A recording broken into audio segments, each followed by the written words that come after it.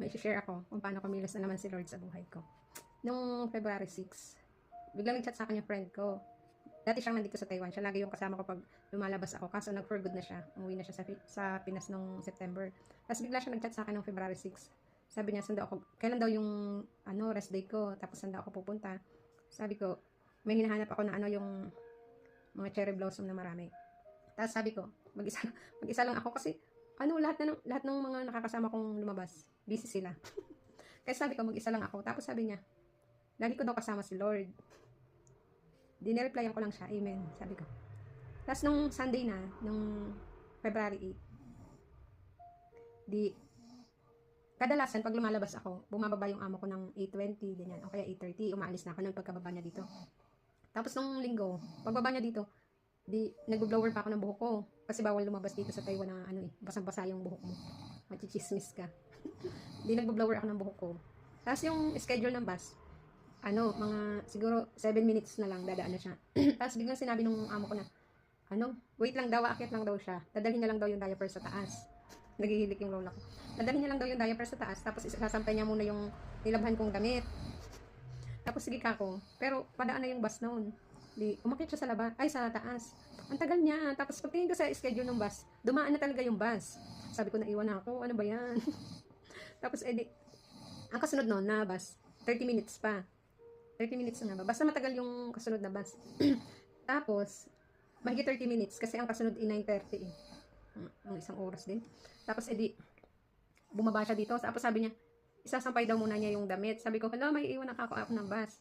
Yung bus na yon, napag-desisyonan ko na iba na lang yung una kong gagalaan. Tapos sige, pinalis na niya ako. Tapos pagdating ko doon, mga 15 minutes pa, bago dumating yung kasunod na bus, ibang bus na yon. Sabi ko, maglo-load muna ako ng yoyo card, yung sa pamasahe. Maglo-load muna ako. Dito mawid ako, doon sa kabilang kalsada, may family mart doon. Nag-load ako. Tapos, bumalik ulit ako doon sa antayan ng bus. Pagdating ko doon, nag-iintay ako ng bus. Nag-iisip ako, sabi ko, ano ba, saan ba ako unang ang gulo, diba? Saan ba ako unang gagala? Sabi ko, pag doon ako nauna sa hindi ko dapat puntahan, gusto ko kasi sa hapon ako doon para manonood ako ng sunset. Tapos sabi ko, hanggang sa dumaan na yon, yung bus na yon, yung doon sa may sunset, dapat.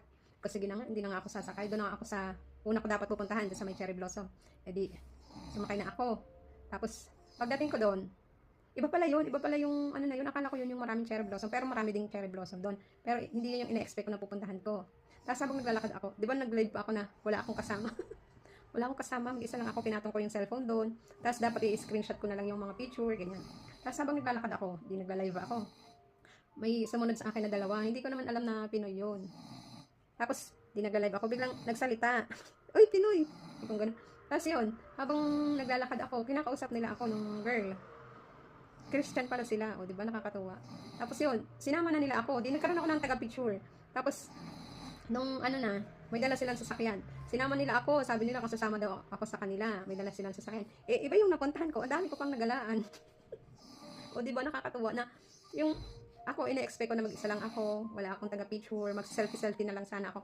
Pero, nagpadala si Lord sa akin ng makakasama ko. O di ba ang galing. Christian sila. Tapos, mas marami pa akong napuntahan yung mga hindi ko dapat. Nakikita ko siya sa FB, pero hindi ko alam kung paano pumunta doon. Dinala ako ni Lord doon. Gumamit siya ng ibang tao para mapuntahan ko yun. O, di ba? Nakakatawa para, magkaroon ako ng kasama, taga-picture. O, di ba? Iba talaga kumilo si Lord kung magkakaroon lang tayo ng faith sa Kanya. Tapos susunod tayo sa mga kalooban niya, di ba? Kung magiging faithful lang tayo sa Kanya.